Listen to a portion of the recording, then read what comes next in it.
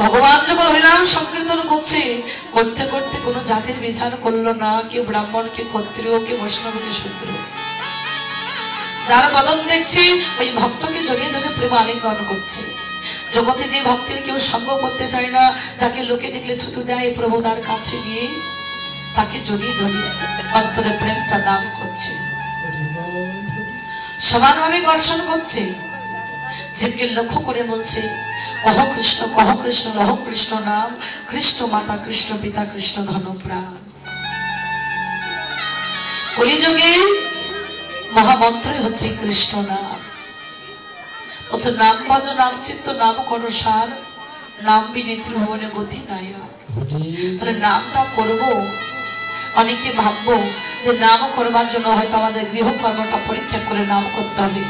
মহাজন বলছে, মহাপ্রভু বলে গেলেন, হে ভক্তজনা, তোমাদের সংসারে গৃহকর্ম পরিত্যাগ করে নাম করতে হবে না, সংসারের মধ্য থেকেই তোমরা নামটা করে যাও।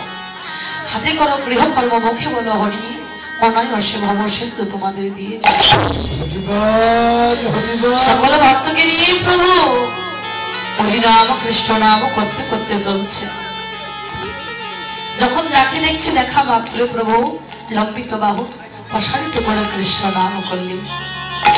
সকল ভক্ত প্রভুর সঙ্গে সঙ্গে হয়ে ওরাও কৃষ্ণ নাম করল। আজকে ভক্তবদন দর্শন করে মহাপ্রভু বললেন, সবাই মিলে কৃষ্ণ নাম করবে। কেমন ভাবে বললেন, প্রেমানন্দে হরি বল, হরি নামের বন্যা যে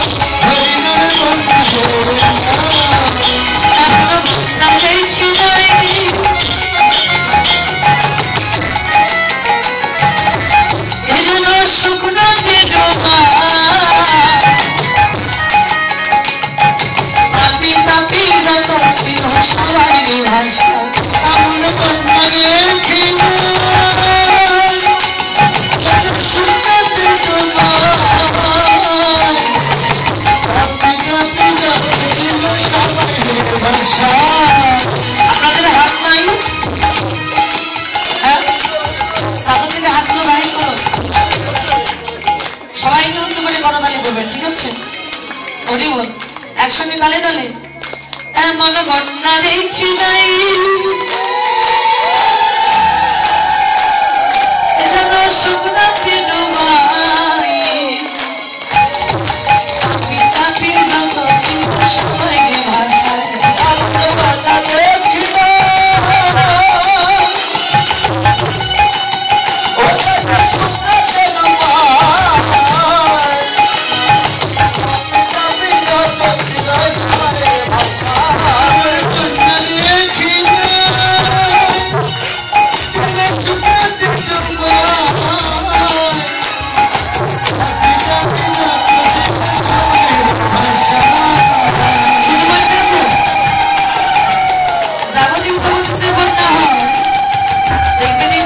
জলে উঁচু নিচু জমি সব একাকার হয়ে যায়। হ্যাঁ, তাই না?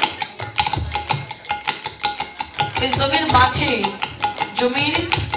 গিয়ে জমির আলে দাঁড়িয়ে দেখবে উঁচু নিচু জমি সব একাকার হয়ে গেছে, চেনার উপায় নাই। কোনটা আমার জমি, কোনটা আমার জ্যাঠার জমি, কোনটা আমার কাকার জমি, সবাই যেন পরিপূর্ণ হয়ে গেছে, সমান হয়ে গেছে।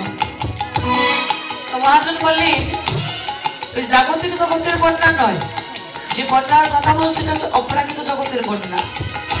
কোন বন্যা বলছে হরিনাম মৃত বন্যা। আজকে নববৃন্দাবনে এসেছে, বয়েছে। আজ এই জায়গায় কোনো জাতির বিচার আছে, উঁচু নিচু ভেদাভেদ আছে? বললেন না। আজ চেনার মতো উপায় না। তাই মহাজন বললেন, দেখো এমন বন্যা দেখি নাই শুকনাতে ডুবাই, পিতা যত ছিল সবাই ভাষা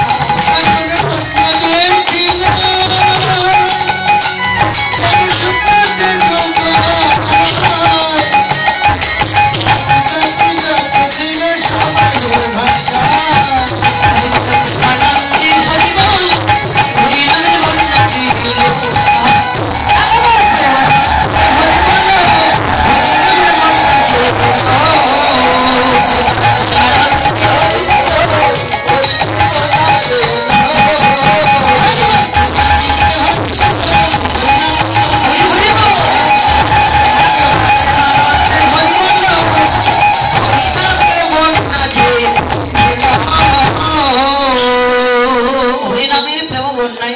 যমুনাকে ভাসিয়ে দিয়েছে। তত্ত্বক মহাজন দর্শন করে বলছে কি বললেন, আজকে সবাইকে নিয়ে প্রেম বন্যায় ভাসিয়ে দিয়ে প্রভু কৃষ্ণ নাম করতে করতে চলি। তত্ত্বক মহাজন বলছে, দেখো আমার গৌরে লরে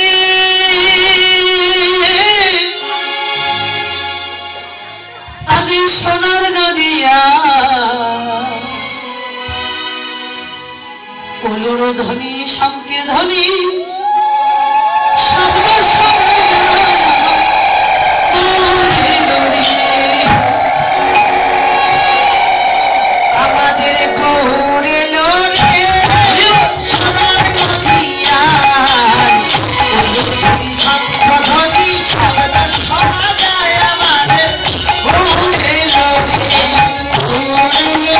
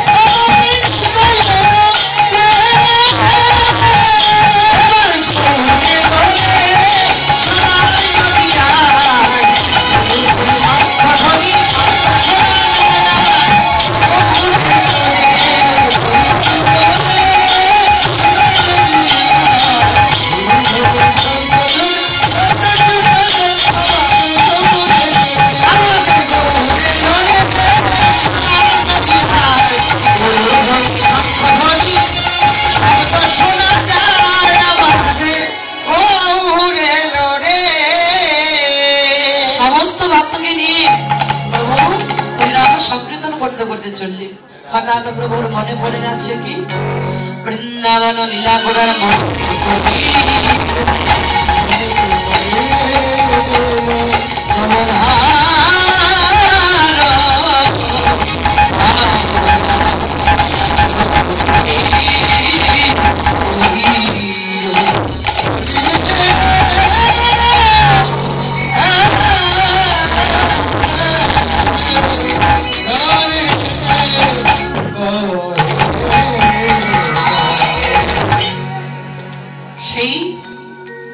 লীলার কথা, সেই ভাবের কথা প্রভুর মনে পড়ে গেছে। কোন লীলা? বলছে বৃন্দাবন লীলার কথা। আর মনে পড়েই প্রভু সুরধনী গঙ্গার কুলে দাঁড়িয়েছে। সুরধনী গঙ্গার কুলে দাঁড়িয়ে ওই সুরধনী বদনটা দর্শন করছে। আর সুরধনী বদন দর্শন করে মনে করছে এটা আমার যমুনা। আর যমুনা মনে করে সুরধনী গঙ্গাকে ডাকছে, ডেকে বলছে যমুনা, ও যমুনা, যমুনা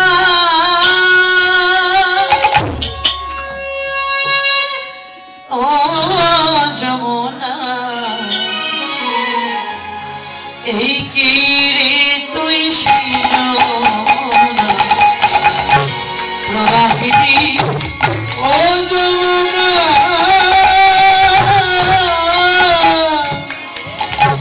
এই কি রে তুই সেই যমুনা প্রবাহিনী।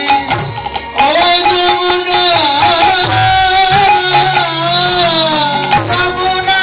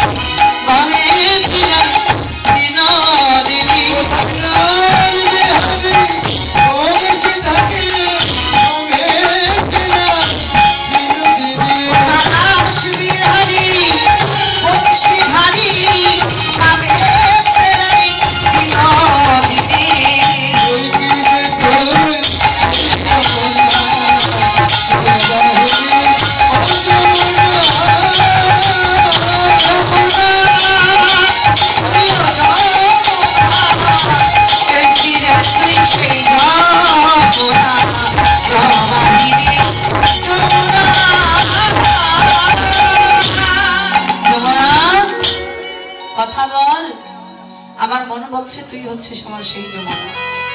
সুরধনী গঙ্গাকে ডেকে বুঝে যমুনা কথা বল, তুমি বলো বলো ও যমুনা, তুমি ভালো এই গিরি কৃষ্ণ মাহিনী যমুনা যমুনা, ও যমুনা,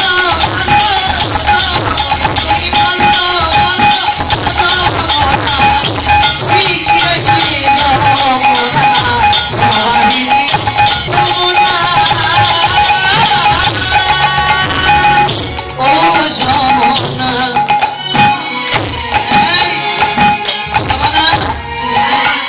কথা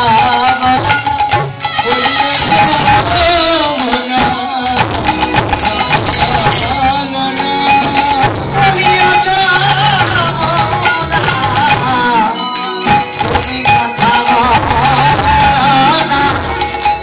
বলি কি রে তুই আমার সেই যমুনা, ও যমুনা কথা বল না।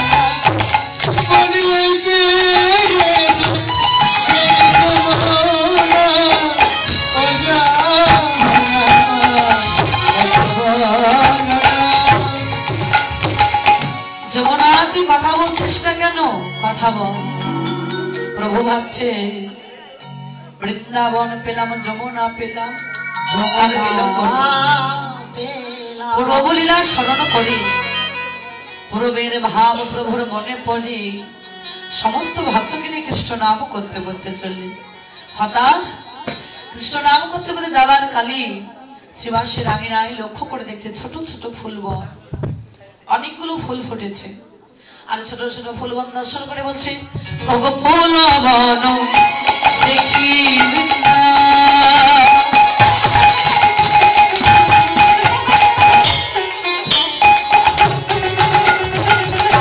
মনের সম্মানে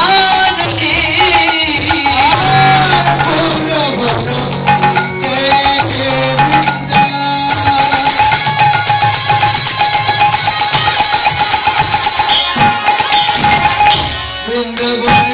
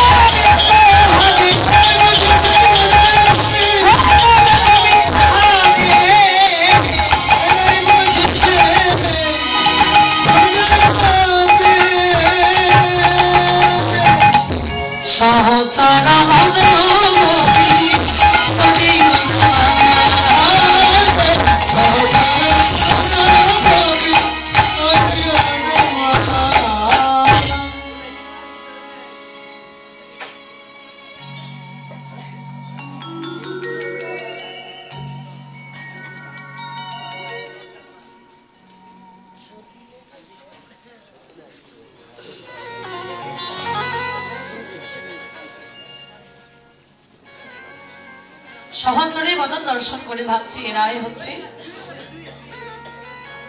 আমার সত্য ব্রজের গোপী। কারা গোপী তত্ত্ব মহাজন জানিয়ে দিলেন, একমাত্র তারাই গোপী। গয় করে গো পায় গৃহে কারে পি। গয় করে গো শব্দের অর্থ হচ্ছে কৃষ্ণধন, আর পায় গৃহে কারে পিতে হচ্ছে রক্ষাকারিণী। কৃষ্ণধন রক্ষাকারিণী কারা গো বলেন, একমাত্র শুদ্ধ ব্রজের গোপী যারা তারা। তত্ত্ব মহাজনে জানিয়ে দিলেন, গোপনে কর গোপী সাধনা, গোপনে কর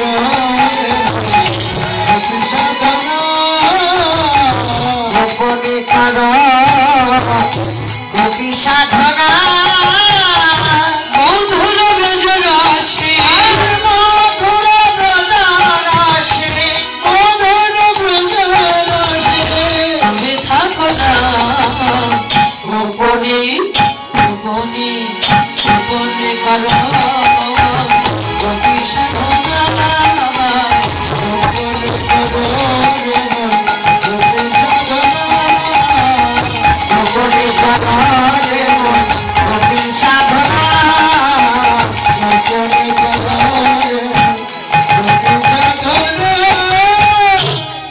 বললেন যারা গোপনে গোবিন্দ ভজন করে তারাই হচ্ছে একমাত্র ব্রজের গোপী।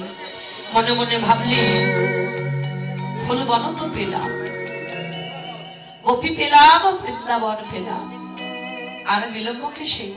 আর বিলম্ব নয়।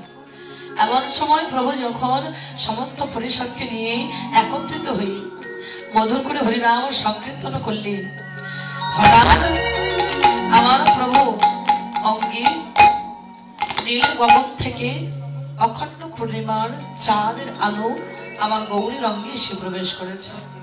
গৌর সুন্দর ওই অখণ্ড পূর্ণিমা দর্শন করে বললেন, ওরে অখণ্ড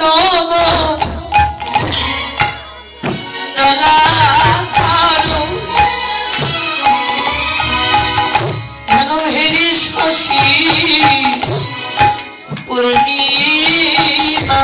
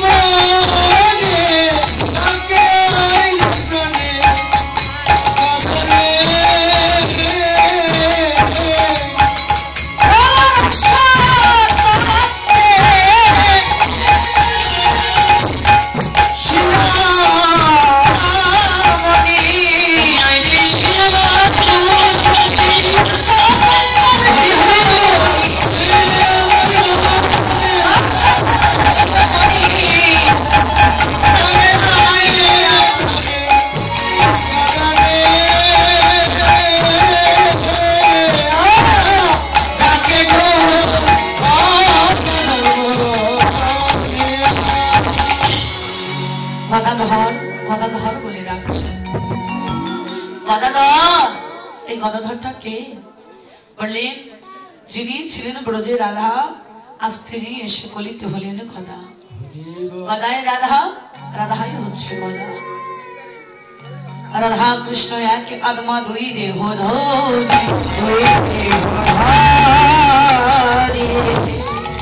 আনন্দে বিলাস আসাদনা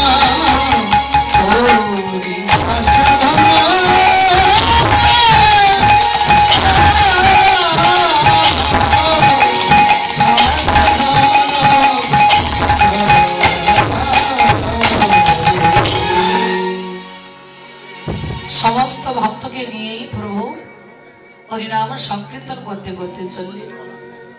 আজকে দেখুন প্রভু সমস্ত ভক্তকে নিয়ে যখন হরিনাম সংকীর্তন করলেন, গদাধরকে হৃদয়ে জড়িয়ে ধরে সেই প্রভুর ভাব প্রভুর মনে পড়লে, প্রভুর ভাবে বিভাবিত হয়ে হরিনাম সংকীর্তন করতে করতে প্রভু চলছে। মহাজন দর্শন করে বললেন, সমস্ত ভক্তকে প্রভু ডেকে বলছে, এসো তোমাদেরকে নিয়ে একটি নতুন খেলা খেলবো। কি খেলা? বললেন এসো হে গো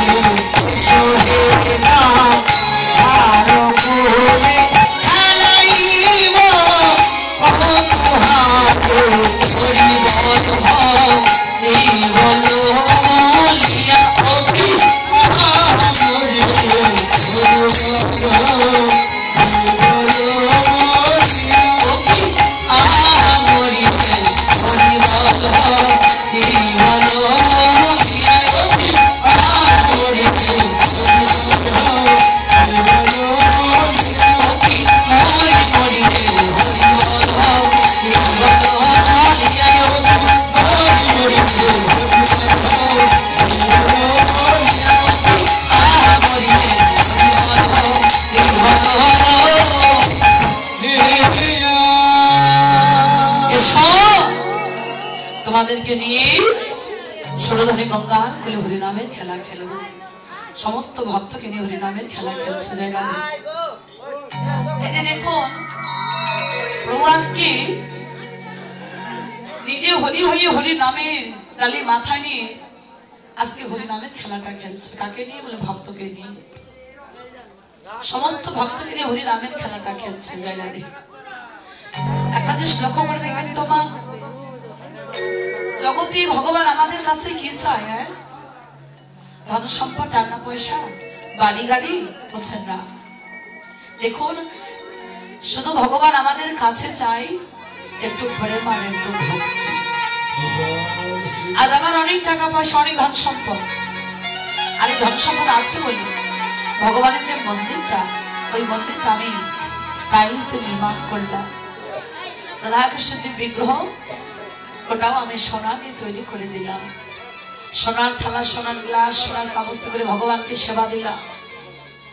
এত কিছু ভগবানকে দিলাম মা, দেবার পরে বাজার থেকে আপেল আঙুর কিনে ভগবানকে সেবা দিয়েছি, কিন্তু ভগবান তা গ্রহণ করছে না। কেন? এত কিছু দিয়েছি, সোনার থালা, সোনার গ্লাস, সোনার চামচ, সোনা দিয়ে ভগবানের মূর্তি পর্যন্ত তৈরি করে দিলাম। আপেল আঙুর নিয়ে এসে ভগবানকে সেবা দিয়েছি, তবু গ্রহণ করছে না। কেন? বললেন এত কিছু দিয়েছে, আমাদের ভিতরে বস্তুটা নাই। বস্তুটা কি? বস্তু হচ্ছে ভক্তি। আজ তোমার বাড়িতে একজন আত্মীয় এসেছে মা, রাধে দিদি ভাই, আজ তোমার বাড়িতে আত্মীয় এসেছে, আত্মীয়ের জন্য তুমি রান্না করছো। ওই রান্নাতে আদা জিরে গরম মশলা সবকিছু বেশি বেশি দিলে, সুন্দর করে রান্নাটা করে আত্মীয়কে যখন খেতে দিয়েছো, আত্মীয় রান্নাটা মুখে দিয়ে দেখলো রান্না যেন খাওয়া যাচ্ছে না। কেন? একটু পরে নিজে টেস্ট করে বুঝতে পারলে এত কিছু দিয়েছি, শুধু লবণ মশলাটা দেবার কথা মনে ছিল না। তো লবণ মশলা ছাড়া তরকারি কি খাওয়া যায় বাবা? যেমন লবণ ছাড়া তরকারি খাওয়া যায় না, তদনুরূপ ভগবানকে যতই কিছু আমরা রাজ সিংহাসন থালা আপের আমর ভগবানকে যা কিছু আমরা সেবা দিই না কেন, আমাদের ভিতরে যদি ভক্তিটা না থাকে ভগবান কিছু গ্রহণ করে না। ভগবান কলিহত জীবকে লক্ষ্য করে বলে, কলিহত জীব ইহ জগতে তোদের আমাকে দেবার মতো যদি কিছু না থাকে, তোদের হৃদয়ে যদি একটু ভক্তি থাকে, একটু প্রেম থাকে, ওই প্রেম মাখানো ভক্তি মাখানো দুইটুকু নয়ন গঙ্গা জল মিশ্রিত করে জগতে কোনো ভক্ত যদি একটি তুলসী পত্র দিয়ে আমার চরণে অর্পণ করে দিয়ে বলে, প্রভু জগতে তুমি আমার হও বা না হও, আমি আজ হইতে তোমার হলাম, ভগবান ইহকাল জনমের মতোই ভক্তের চরণে দাস হয়ে যাইব। বললেন ভক্তের যদি ভক্তি থাকে, ভক্তির বলেই ভগবানকে পাওয়া যায়। শাস্ত্র বললেন কি জানেন, জগতে ভক্তি যার ভগবান তার সর্বশাস্ত্রে কয়, আর ভক্তি না থাকলে কৃষ্ণ দেখিলেই কিবা হয়। যার হৃদয়ে ভক্তি না, এই যে আজকে মাটির প্রতিমা রাধাকৃষ্ণ যে বিগ্রহগুলো দেখছেন পঞ্চতত্ত্ব, এটা দর্শন করে যার হৃদয়ে ভক্তি না, এটা তার কাছে শুধু মাটির পুতুল মনে হবে। আর যার হৃদয়ে ভক্তি আছে, এই মাটির প্রতিমা দর্শন করে তার কাছে মাটির প্রতিমা মনে হবে না, তার কাছে মনে হবে এটাই সাক্ষাৎ ভগবান, মনে হবে এটাই সাক্ষাৎ ভগবান। কারণ ভগবান বলেছে যেখানে আমার হরিনাম সংকীর্তন হয়, যেখানে আমার ভক্তের আগমন হয়, সেখানে আমি বিরাজ করি। ভগবান আমাদের ভক্তের মাঝে বিরাজ করে গো। আজকে এমনও হতে পারে কেউ বলতে পারবেন যে লীলা আসলে আমার প্রভু আসে নাই, আমার ভগবান আসে নাই, বলছে এসেছে। যেখানে হরিনামের ধ্বনি হয়, কৃষ্ণ নামের ধ্বনি হয়, যেখানে ভক্তগণের আগমন হয়, ভগবান সেখানে না এসে কি থাকতে পারে?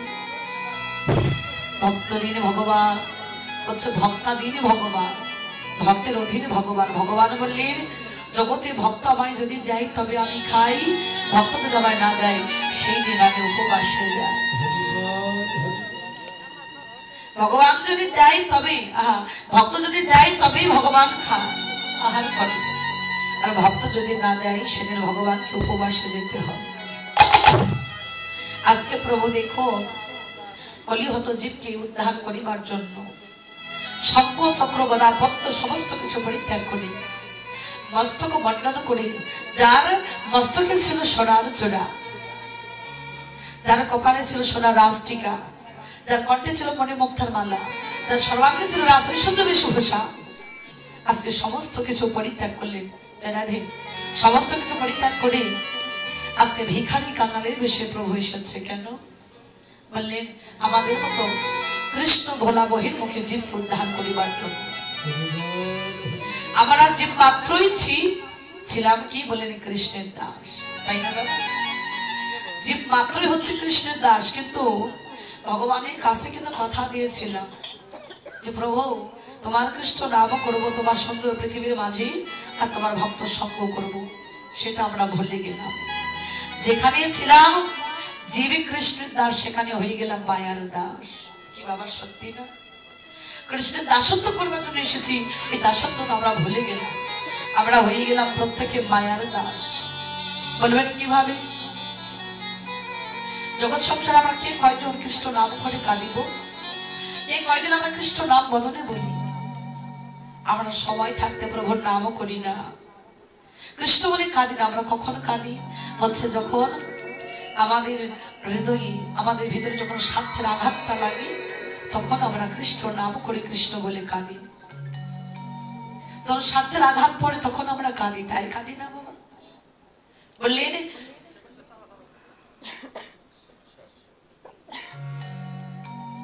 আরে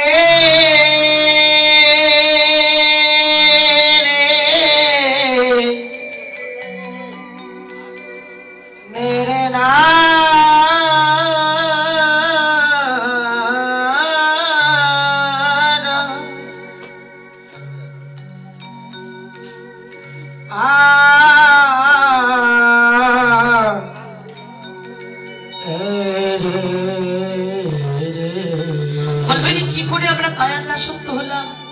দেখুন কৃষ্ণ নাম করে কাঁদি না, কিন্তু একটা জিনিস লক্ষ্য করে দেখবেন, যখন আমাদের কাছের কোনো ব্যক্তি, কোনো ভালোবাসার মানুষ যখন আমাদের হারিয়ে যায়, ধন সম্পদ হোক, বন্ধু বান্ধব হোক, স্ত্রী পুত্র হোক, কন্যা হোক, যখন হারিয়ে যায় তখন আমরা কাঁদি।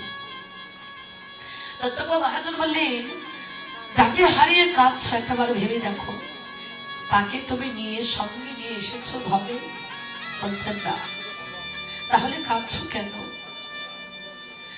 প্রিয়জন তো হারিয়ে গেলে তো কাঁদবো, তাই না বাবা?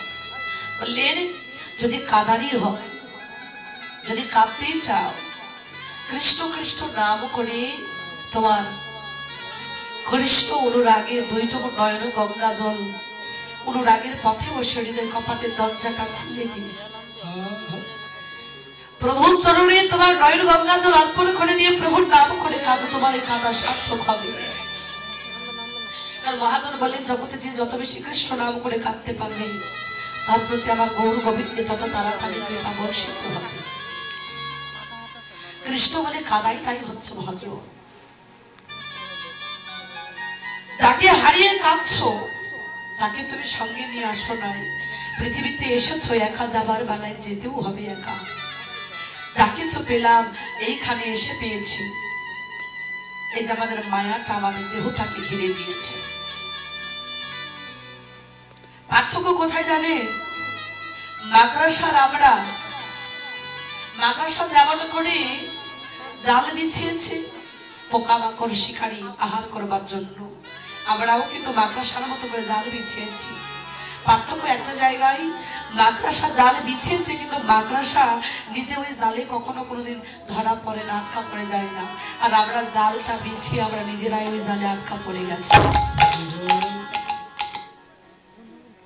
আমরা মায়ার জাল বিছিয়েছি, আর মায়ার জালে বিছিয়ে ওই জালে আমরা আটকা পড়ে গেছি। তাই মায়ার বাঁধন ছিন্ন করে যাবার সময় আমাদের বুকটা ফেটে আহাজারি কান্না চলে আসে। বৈষ্ণব সিদ্ধান্ত নিয়ে বলছে, যদি কাঁদতে চাও তুমি প্রভুর নাম করো, নাম করে কাঁদো, তোমার কাঁদা সার্থক হবে। আজ প্রভুর সমস্ত ভক্তকে নিয়ে হরিনাম সংকীর্তন করছে, সবাইকে কৃষ্ণ প্রেম গঙ্গায় ভাসিয়ে দিলেন। যে প্রান্তে যে ভক্ত ছিল সবাই ছুটে এসে গৌর কণ্ঠটা জড়িয়ে ধরে ওরাও কৃষ্ণ নাম করছে। এমন সময় সকল ভক্তকে নিয়ে প্রভু কৃষ্ণ নাম করতে করতে চললেন। যাদের হাতগুলো আছে মা, যাদের চোখে ঘুম এসেছে, একটু একটু হাতগুলো একটু উঁচু করে তুলুন তো।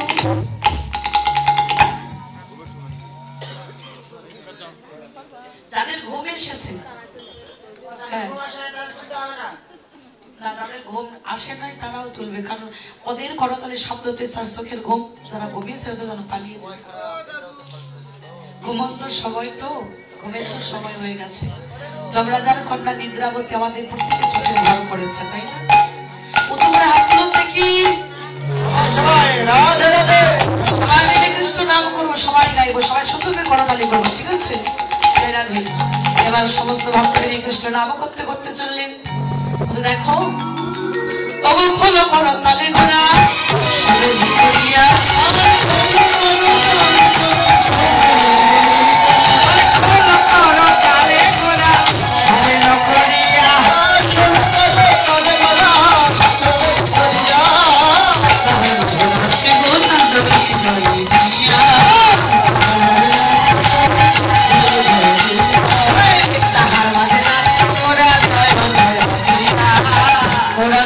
শ্রী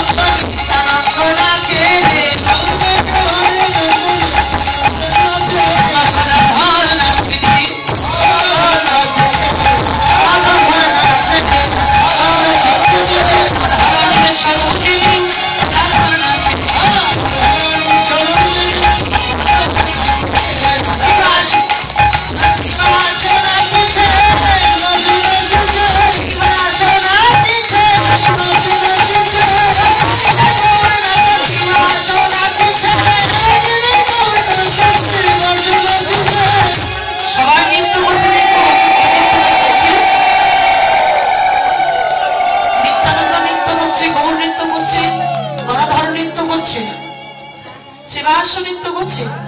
এর মধ্যে একজন বৃদ্ধ ব্যক্তি ছিল, বৃদ্ধ মানুষ। ওই মানুষটা আবার নিজেকে ধরে রাখতে পারলো না। যে বৃদ্ধ মানুষটার নাম কি ছিল? বলছে অদ্বৈত আচার্য ঠাকুর। এবার অদ্বৈত আচার্য ঠাকুর এসেও তিনিও নৃত্য করছে। কেমন ভাবে? বলছে দেখো আমার অদ্বৈত নাচিব, অদ্বৈত নাচিব, অদ্বৈত নাচিব, গৌরনাথ ঠাকুর যিনি অদ্বৈত নাচিব,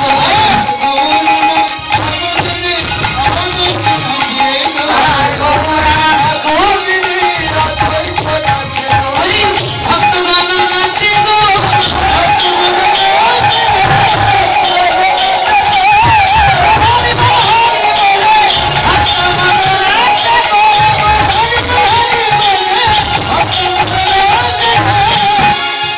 সবাইকে ঘিরে নৃত্য করছে।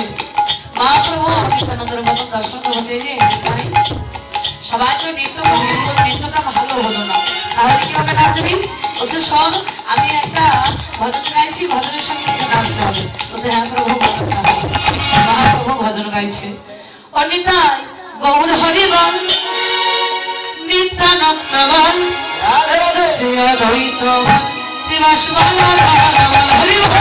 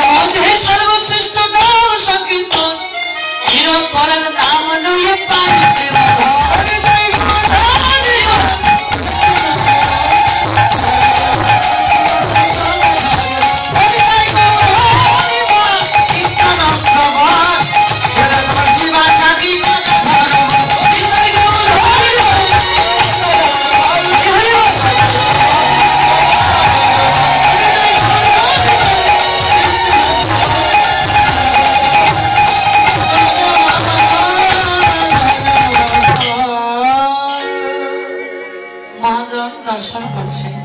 আর মহাজন দর্শন করলে বললেন দেখো ওগো বাসুদেব ঘোষে করে মহিলাস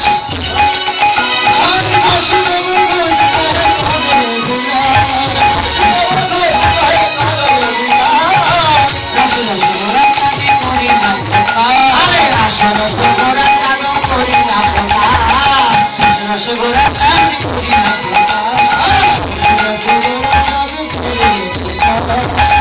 না প্রকাশ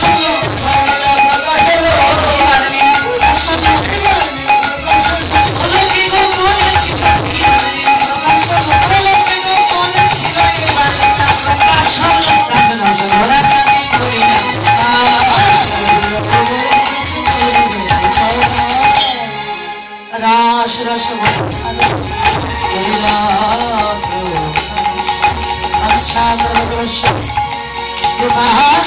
ভাই